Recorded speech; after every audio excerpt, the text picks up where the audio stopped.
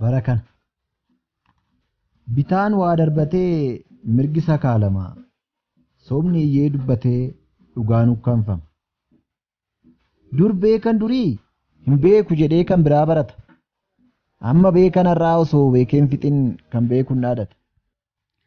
Gariin ilma namaa waaqa uumaa dhiisee uumama kadhata.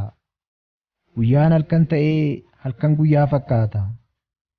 Biyyeenis nama quuftee namni biyyee nyaata. Bara kana dargaggeessi taa'ee rifeensa qubaan xaxaa. Jaarsi qalameessee goofaree filata. Maal barri akkasii? Barri abaaramaa. Inni taa'ee oolu ciisichaan soorama. Inni dafqee bulu dhabee dararama. Bara waaqni dagatamee seexanni waamamu. Bara dafqaan bulaan galfatee qilleensaan saamamu. Abbaan loonii taa'ee keessummaan loon qalaa. Abbaan manaa ba'ee ollaan mana dhaala. Abbaan murtoo callisee kan mure murteessa. Hantuutatu moo adurreetu dheessa. Bara kana bara hiriyyaan ganama abdatan galgala nama ganu. Bara keessummaan godoo lixee leemmatii namaa banu.